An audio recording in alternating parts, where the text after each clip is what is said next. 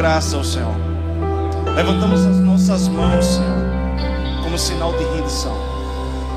O Senhor é tão gracioso, tão poderoso. O Senhor nos lavou, nos remiu com teu sangue e nos trouxe para esse lugar. Quando o Senhor nos ajunta é para nos preparar. E quando o Senhor nos prepara é porque o Senhor quer fazer maravilhas no nosso meio. O Senhor falou a Josué: separe o meu povo e prepare-os, porque eu vou fazer maravilhas no seu meio. Assim diz o Senhor: nos próximos dias haverá maravilhas no meio da comunidade da graça, porque o Senhor está soprando algo novo nesse lugar. E o Senhor dá um comando: preparem-se, alargue a visão, perceba, porque sou eu aquele que te falo hoje, dizendo: vou te usar no seu emprego, vou te usar onde você estiver, porque conforme eu lhe acrescentar, o meu reino será acrescentado.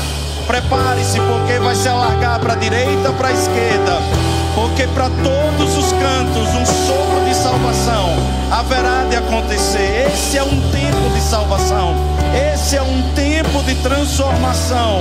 Obrigado, Senhor, por estar nesse lugar hoje e nessa noite. Obrigado, Senhor, por isso. Eu queria que você olhasse para o seu irmão do seu lado e diga: seja bem-vindo à casa do seu Pai. Olhe para o seu irmão do outro lado e diga: seja bem-vindo também, meu irmão. Amém. Senta no seu lugar. Gente, para quem não me conhece, eu sou o Joselito, sou pastor na cidade menos evangelizada do Brasil. Depois do censo do IBGE agora, que saiu, foi coletado em 2022, mas foi apurado e saiu agora esse ano. A cidade de Itabaiana, em Sergipe, é a cidade menos evangelizada do Brasil. Nós temos o menor percentual de evangélicos lá, e Deus plantou a gente naquele lugar. Através de um amigo em comum, um filho da casa, uma ovelha que veio de São Paulo e foi morar lá em Itabaiana, lá em Sergipe, no Agreste. Tem algum nordestino aqui? Ô, glória! Oxe, já vi um oxe. Já vi um oxe aí, oxe. Já vi um oxe aí. Então, através de um amigo nosso, o pastor Marcelo Barberino, que é um pastor auxiliar nosso, ele que nasceu de novo aqui na Comunidade da Graça, foi ovelha do pastor Carlos Alberto, me conectou ao pastor Davis. E foi um presente, já tem uns 7 anos de amizade. E eu posso dizer para vocês que em um momento mais desafiador do meu ministério, eu fiz uma ligação para o pastor, disse: pastor, eu preciso de um conselho seu. Óbvio que ele já me ajudou outras vezes, mas eu digo para vocês, querido, como é bom ter um amigo como o pastor Davis.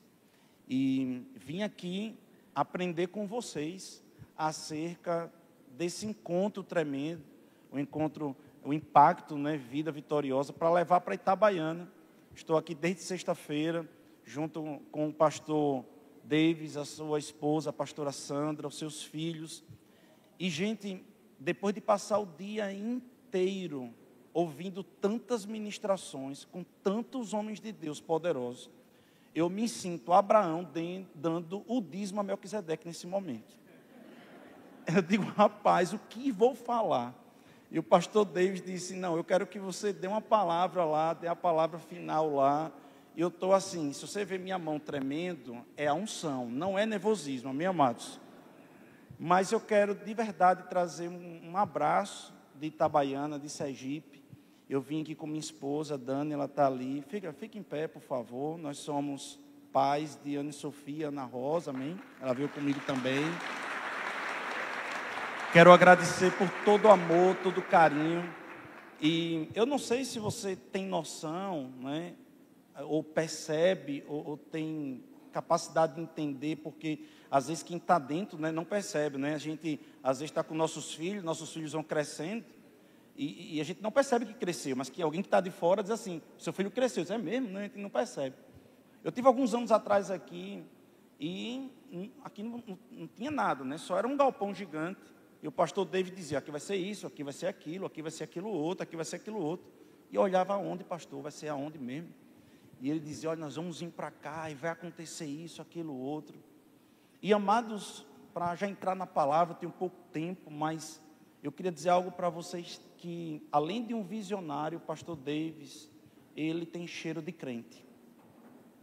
Eu não sei se você se alegra com isso. Vocês têm um pastor que é crente, irmão. É crente dos bons, é como a gente diz lá na nossa cidade, crente de Torá. De Torá. E amados, a igreja que vocês fazem parte, a Comunidade da Graça, é uma igreja tão relevante para a história da igreja, que eu também não sei se vocês têm noção disso. O quanto o pastor Carlos Alberto, os pastores, a igreja de vocês, o quanto a Comunidade da Graça é importante, referendada, o quanto é uma igreja saudável, o quanto é uma igreja que faz a diferença no meio gospel, no meio evangélico. Às vezes, nós prestigiamos demais pastores que tombam, pastores que caem, igrejas que escandalizam, mas às vezes a gente não dá a mesma energia, a mesma força para aqueles pastores que estão em pé, aquelas igrejas que têm décadas e nunca arranharam o evangelho. Amados, vocês estão de parabéns, amém? E estar aqui hoje, em cima desse altar, eu digo para vocês, é um motivo de muita honra e de muito temor. E eu queria trazer uma mensagem para vocês, uma mensagem que é a mensagem central do evangelho. Eu quero fazer no final um desafio. Eu quero fazer a pergunta mais importante para Jesus, para aqueles que ainda não tomaram essa decisão. E eu queria, nesse momento, falar um pouco sobre o novo nascimento, o discipulado e o batismo nas águas. Talvez você já ouviu muito sobre isso, mas eu queria, talvez contribuindo com tudo isso que nós estamos vivendo nesse dia, trazer algo que eu sei que vai aquecer seu coração. E eu queria abrir lá em Mateus capítulo 28, versículo 18, amém? Eu não sei se os meninos projetam aqui, ou eu vou falando, posso ir falando? Eu posso ir falando, para ganhar tempo. Mateus 28, 18 diz o seguinte, Jesus aproximando-se, falou-lhes dizendo, toda a autoridade me foi dada no céu e na terra. Ele está dizendo que tudo que ele fez, todo o sacrifício, o motivo dele ter se esvaziado e ter vindo na terra, o motivo dele ter levantado a igreja, o motivo de ter sonhado comigo e com você, o motivo de toda a autoridade foi para uma coisa: ide por todo o mundo. E ele disse o seguinte: fazendo discípulos, batizando-os. Olha que sequência linda. Ele está dizendo que o batismo nas águas é para quem quer ser um discípulo de Cristo. O batismo nas águas é o coroamento de tudo que Jesus fez aqui na terra. É o porquê da autoridade. É a alegria que ele tem. Queridos, no dia do batismo nas águas, é um dia que tem um cheiro de Cristo, tem um cheiro de igreja, tem um cheiro, parece que Jesus está dizendo assim, esse é o fruto do meu penoso trabalho. É uma alegria quando a gente vê uma família descendo as águas junto, quando um casal desce junto, quando um pai vê um filho descendo as águas junto, quando um filho vê o pai descendo as águas e a mãe descendo as águas. Eu fui o primeiro da minha família só tinha católicos, e eu vi meu pai e minha mãe descendo as águas. Eu batizei nas águas a minha filha de 14 anos de idade. Irmãos, que alegria! E a Bíblia diz que isso é tão poderoso, mas tão poderoso, que quando Jesus foi ser batizado nas águas, a Bíblia deixa clara que João Batista diz o quê? Não, você não precisa. João Batista diz, não, eu não tenho como nem tocar, eu não tenho nem como fazer isso contigo, eu não sou digno nem de desatar suas sandálias. Jesus diz, eita, para, eu preciso cumprir toda a justiça. Eu preciso cumprir toda a justiça. Então, quando nós estamos para ser batizados, quando nós estamos sendo batizados, Jesus disse, é tão importante, que mesmo mesmo eu não precisando, eu quero, eu vou, porque só se cumpre toda a justiça do cristianismo quando você completa a etapa e desce as águas. Aquele momento está cumprindo tudo. Imagina isso, que Jesus não precisava, mas ele diz: mas eu quero mostrar para os meus discípulos, eu quero mostrar para aqueles que dizem que são cristãos, aqueles que um dia vão dizer: eu creio em Jesus e quero seguir, eu quero mostrar para eles que é importante. Eu pergunto nessa noite: tem algum discípulo de Cristo aqui? Ei, irmão, a Bíblia está dizendo o seguinte: ide, faça discípulo. Então, se você já é discípulo, número 1. Número 2, batizando-os. Então, se você é um discípulo e não se batizou ainda, falta cumprir toda a justiça. Você está quase lá. Você está precisando dar esse passo de fé. Esse passo que é um passo de aliança. É um passo de ousadia. É um passo de bravura. Um passo de coragem. É você dizer assim: Senhor, o Senhor não precisava e foi. Do mesmo jeito, agora olha o inverso: eu preciso, mas não mereço. Por isso o Senhor está me chamando. Por isso que é por causa da graça. Vocês lembram que quando Jesus foi batizado, o Espírito Santo veio sobre ele? Ali estava simbolizando o quê? Algo que haveria de acontecer comigo e com você. Quando você é batizado nas águas, você não é batizado pelas suas obras. Você não é batizado porque você merece. Você não é batizado porque você é bonito, porque você é feio, porque é rico, porque é pobre. Não, você é batizado porque existe uma graça disponível para fazer algo na sua vida.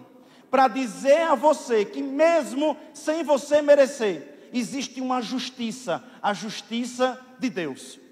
A Bíblia vai falar muitas vezes esse termo: justiça de Deus. Justiça de Deus. Ele vai dizer: justiça de Deus e não a dos homens. Você sabe qual é a justiça de Deus? A justiça de Deus se chama escândalo. A justiça de Deus se chama escândalo da graça.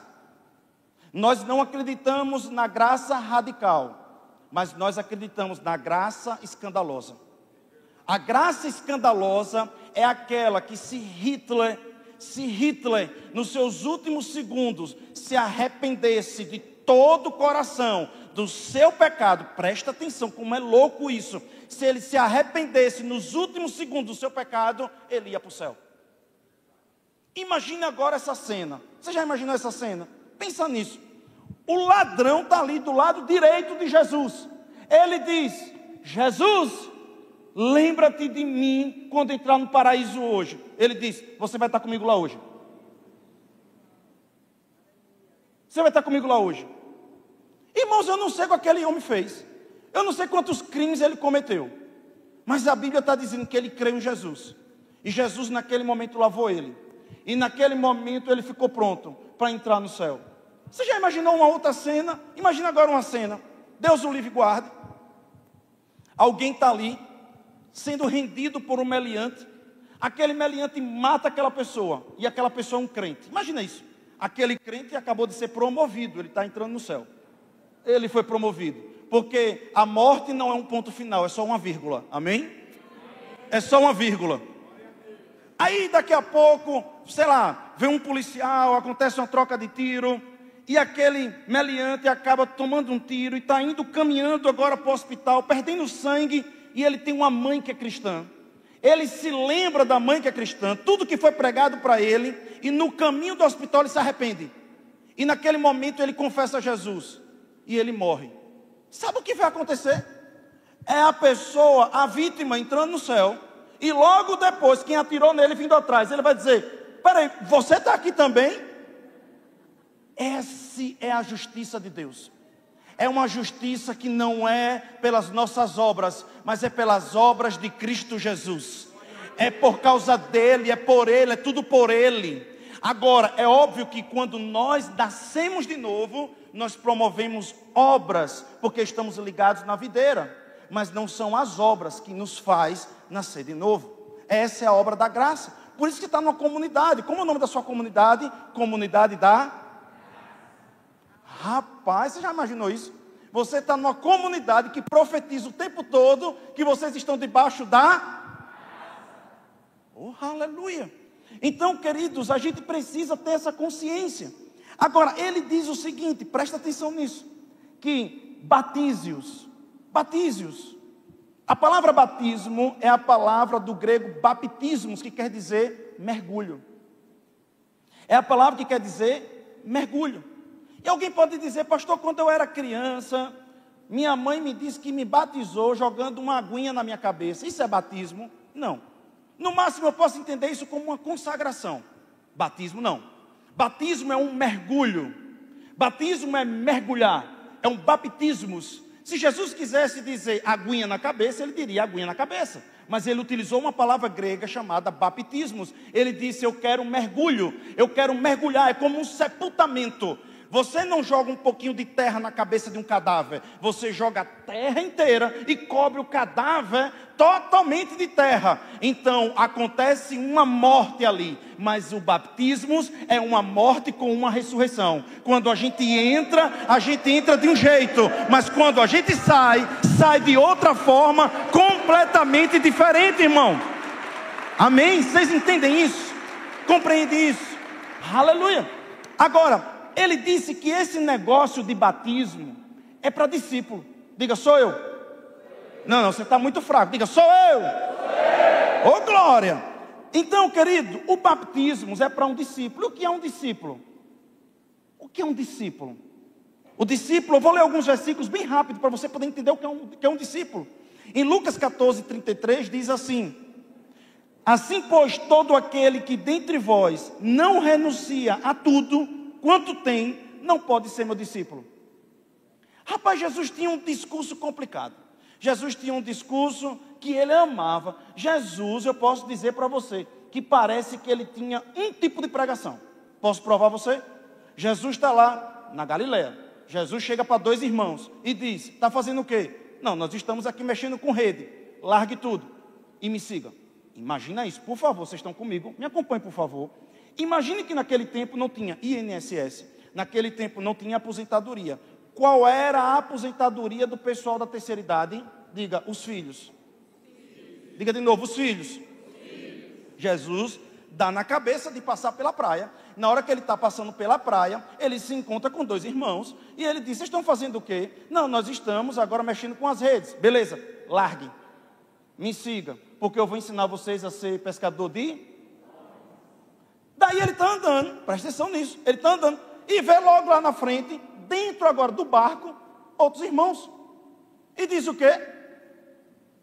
Venha também vocês.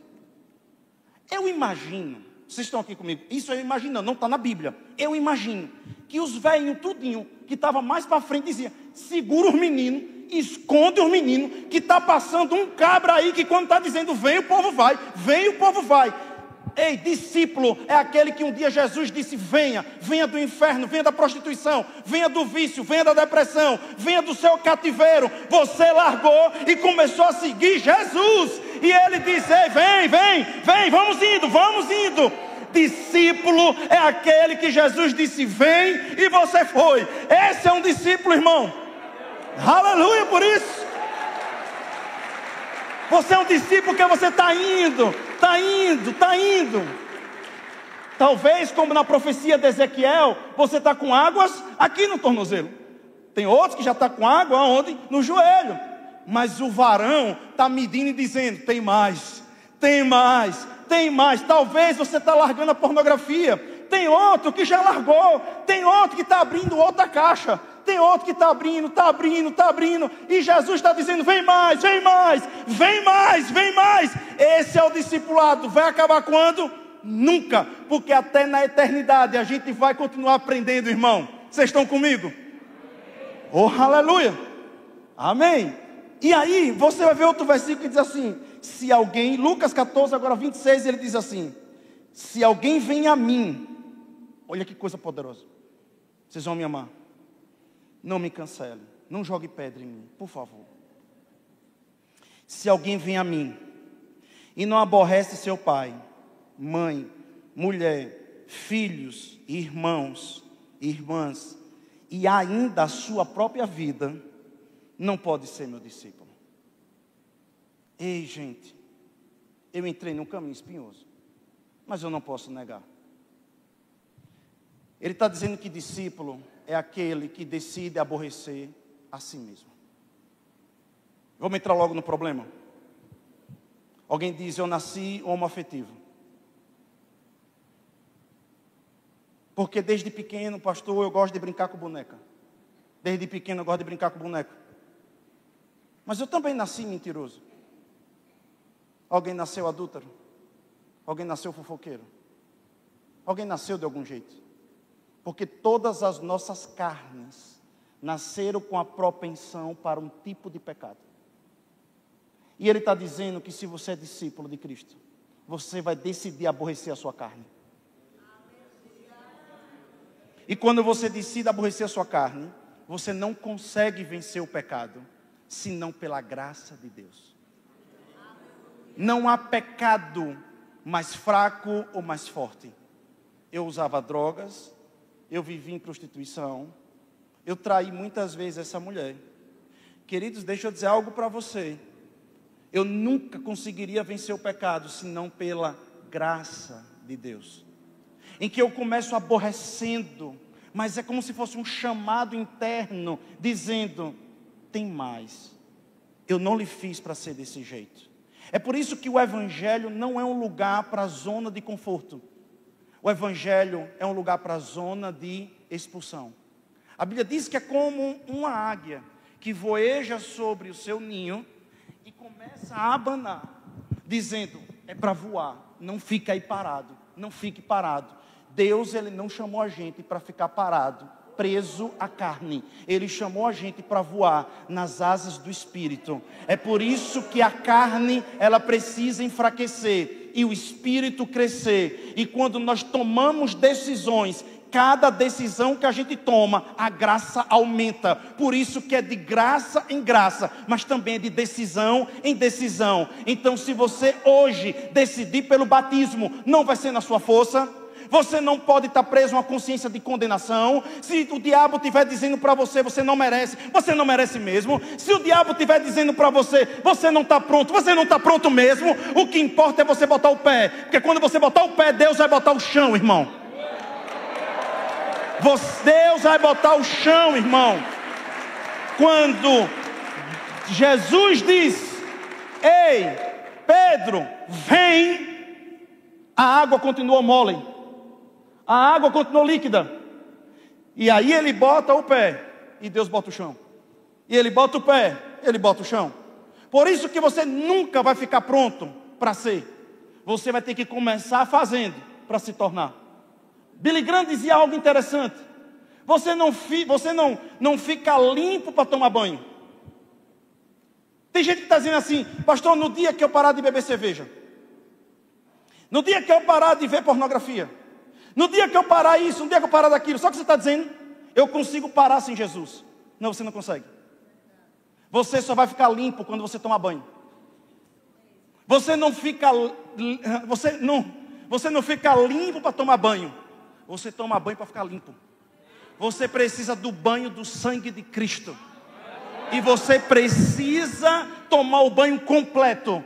Cumprir toda a justiça. E a justiça, ela finaliza no batismo nas águas. Ali é quando você perde sua vergonha. Porque você pode até... Aqui eu acho que não acontece isso, mas lá na minha cidade, ser evangélico é motivo de ser perseguido. Nós sofremos perseguição naquela cidade. As pessoas param de fazer negócios, as pessoas expulsam da família. Isso acontece no Brasil, irmãos. A minha filha foi colocada em um banheiro e as amigas dela começaram a querer bater nela porque ela é filha de pastor. Deixa eu dizer uma coisa, na nossa igreja lá, os irmãos pedem muito para não serem fotografados, para que não saia nisso ou não saia naquilo, para ninguém saber da família. Mas tem um dia que ele diz assim, chega! Eu vou sair do armário. Eu não aguento mais estar no armário. Eu vou dizer para todo mundo que eu sou cristão. O batismo nas águas é um ato público de alguém que está apaixonado por Jesus e diz: não dá mais para segurar, não dá mais para esconder. Eu quero chamar minha avó, minha tia, eu quero chamar os papagaios, os periquitos, tudinho, para me ver descendo as águas. Vocês estão comigo? Ah, irmão, você tem vergonha de Jesus? Você tem vergonha de Jesus, irmão? Se você não tem vergonha de Jesus, Jesus também não tem vergonha de você.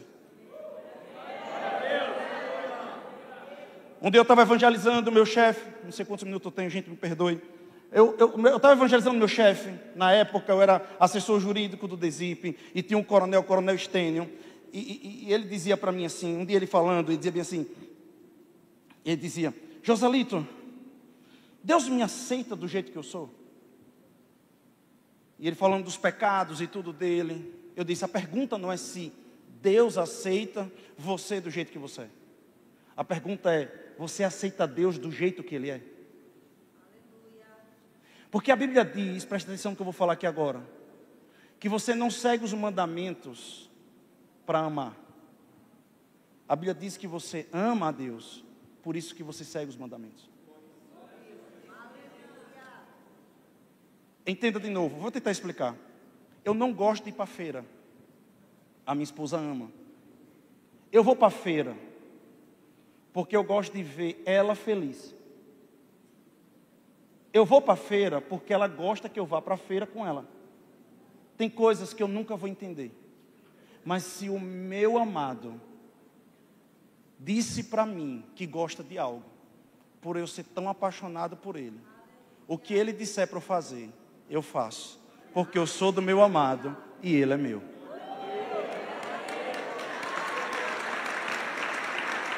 Então, se para ele é tão importante eu descer as águas, é tão importante o batismo, é tão importante eu tomar essa atitude radical, corajosa, de dizer para todo mundo que eu estou casado com ele, ser um casamento público, eu vou com o meu amado até dentro da água, porque ele foi até o inferno para me pegar. Vocês estão comigo? Agora, quando ele diz assim: aquele que não puder aborrecer a você mesmo, o que é isso? A cruz. Alguém pode olhar para o lado e dizer: não, pastor, a cruz é meu esposo. Esse esposo do meu lado é uma cruz. Deixa eu dizer para você, cruz não é veículo de tortura. Cruz é veículo de morte. Quando você decide aborrecer sua carne, você está matando a sua carne. Aquilo que é disfuncional. Aquilo que Jesus está dizendo, não dá mais. E aí você começa a entrar em um novo cenário. Estou caminhando para o fim.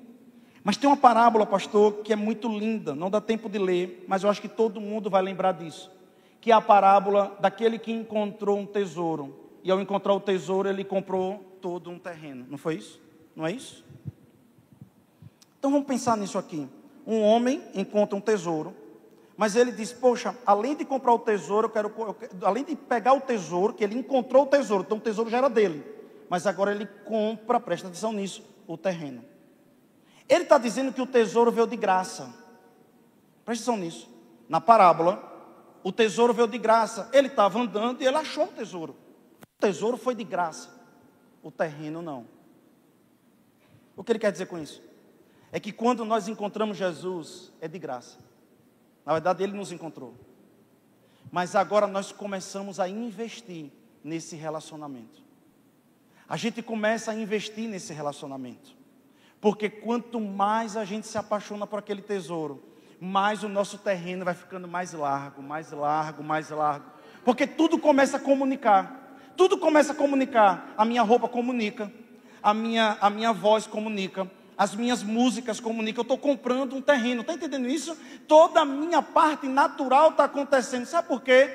Presta atenção nisso agora. Eu me casei com Dani. Ok? Eu me casei com Dani. Mas sabe o que me faz saber que eu sou casado com ela e estou com ela? Sabe qual é a diferença dela para uma prostituta? Não é a intimidade. Porque eu posso ter sexo com uma prostituta e eu posso ter sexo com ela. Não é a intimidade. Mas são os protocolos. A honra. Porque eu posso me deitar com uma mulher sem saber nem o nome dela. Mas a minha esposa, eu tenho uma aliança. E essa aliança tem requisitos. O que protege o meu casamento não é a intimidade, não é o sexo. Porque duas pessoas podem ficar apaixonadas com 95 anos de idade, 100 anos de idade e por aí vai. Por quê? Porque eles desenvolveram somente sexo? Não. Eles desenvolveram rotinas. Rotinas que nutrem aquele relacionamento. O discípulo, ele não só pega o tesouro, ele não só pega a intimidade, mas ele, o discípulo, quer proteger aquele relacionamento. O discípulo faz coisas que ele vai fazer com que o seu amado possa estar mais perto dele e protegendo aquele relacionamento. E o que tem a ver com batismo? Tudo. Porque você pode ser um crente 007. Você pode estar tendo intimidade com Deus, mas na hora que você se batiza, acabou. Acabou. Querido, no momento que eu estou com Dani, nenhuma mulher pode saber disso. Ou pode ficar sabendo disso.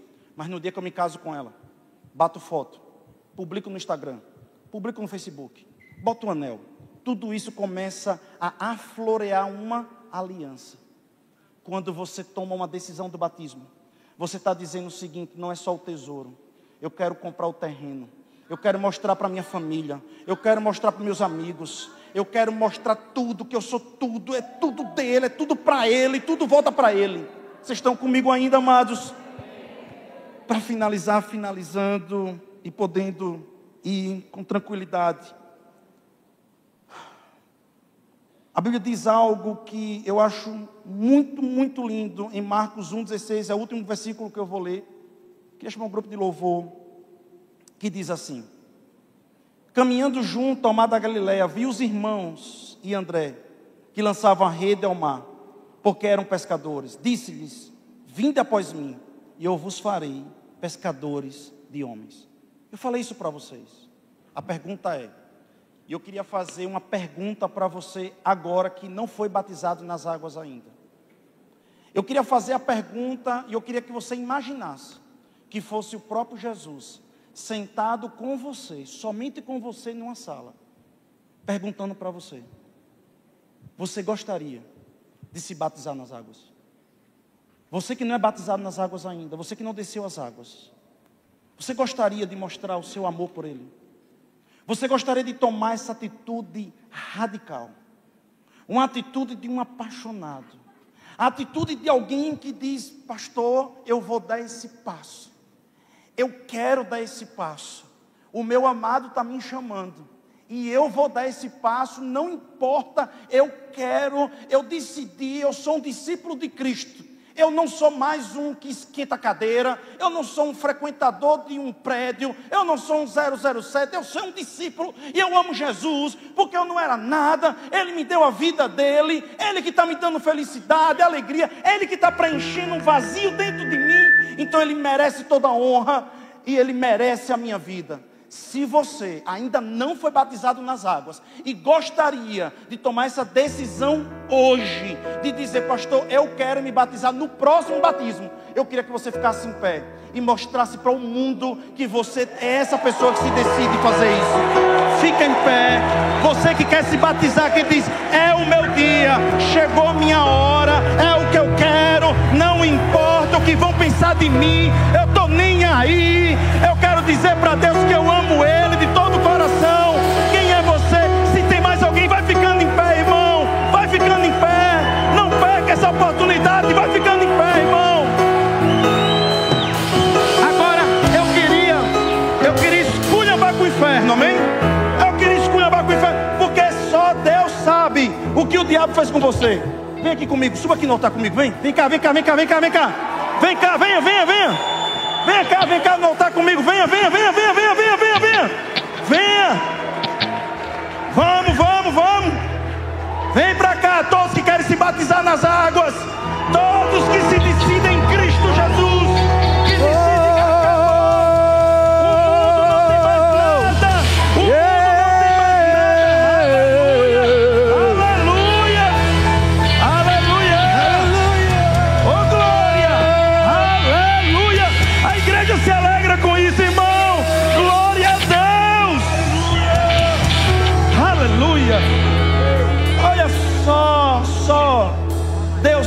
o que o diabo fez para você não estar aqui, meu irmão. Só Deus sabe quantas coisas foram aparecendo para vocês jovens. Meu Deus, vocês são adolescentes. Meu Deus, quantas coisas estão aparecendo para vocês. E vocês dizendo, não, eu quero entregar minha vida para Jesus. Meu Deus, quantas coisas vieram. Depressão, pânico, ansiedade, tantas coisas. E Deus está abrindo e dizendo, vem, vem, eu liberto vocês. Aleluia. Eu fico feliz com isso. Mas eu tenho um segundo apelo. Um apelo de Torá. É um apelo para você que um dia estava queimando em chamas no altar. E ninguém está aqui para lhe condenar. Há uma unção hoje para despedaçar jugo. Você que um dia estava queimando na casa do Pai, e por alguma coisa você desviou, esfriou, entristeceu, e sabe que precisa renovar sua aliança. Vem aqui, eu queria orar por você. Vem cá, vem cá, vem cá, por favor. Vem cá, vem cá. Há um fogo hoje. Há um fogo, há um fogo. Pastor Davis, você pode vir orar por eles. Vem cá, vem cá. Há um fogo. Há uma unção para despedaçar jugo hoje. Aleluia. Aleluia, aleluia, aleluia. Um novo tempo, Deus tem. Queridos, a Bíblia diz que a cancela estava aberta. E aquele homem que é o pai, ele levantou a saia. Vocês têm noção naquela história que Jesus conta? Aquela história que Jesus conta, presta atenção nisso. Aquela história que Jesus conta do filho pródigo. Você tem noção que para um homem, naquela história, velho, correr, aquele homem tem que se humilhar. Aquele homem precisava levantar a saia até aqui, mostrar os cambitos, mostrar os joelhos, e saiu correndo. Você sabe que naquela história a palavra pródigo é esbanjador. E o nome correto não deveria ser o filho pródigo, mas deveria ser o pai esbanjador. E hoje o pai está esbanjando amor sobre vocês. Ele está dizendo, vocês não são filhos de segunda categoria. Eu estou dando um anel, estou dando uma roupa, estou mandando matar o novilho. A unção é a mesma. Nós nos alegramos. E nós, como os irmãos mais velhos, mas os irmãos velhos crentes, a gente se alegra, porque a gente está dizendo, diabo, você perdeu. Toma, diabo, toma, Satanás. E como igreja, essa é uma vitória da igreja. Aleluia. Eu queria orar por vocês, liberar o microfone e dizer para vocês, queridos, que coisa maravilhosa. Eu estou voltando amanhã para Sergipe. E vocês vão ouvir falar da nossa igreja.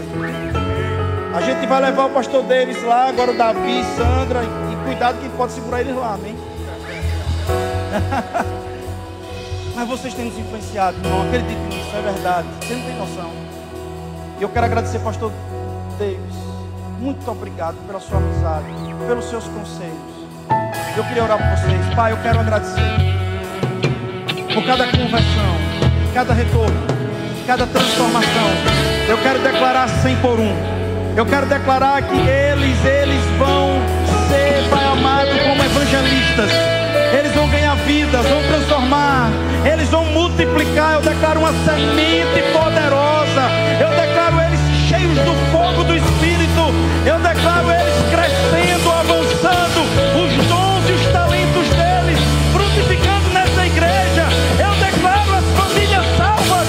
Eu declaro que eles estão vindo. Mas existe uma multidão atrás deles. Em nome de Jesus.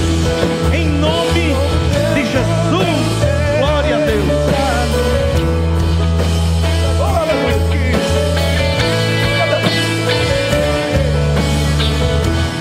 Olá, querido, graça e paz. Eu sou o pastor Joselito. Eu quero agradecer a você por ter assistido essa ministração e eu espero que tenha edificado você. Eu também gostaria de lhe sugerir mais 2 ministrações que estão aqui do seu lado para que você possa dar continuidade ao seu crescimento espiritual. Com certeza, essas ministrações vão edificar você também. Eu também queria lhe pedir que você pudesse fazer com que o nosso canal crescesse para podermos alcançar mais vidas e fazer com que o nosso conteúdo se torne cada vez mais relevante. Então você poderia lá, por favor, se inscrever no nosso canal e acionar o nosso sininho.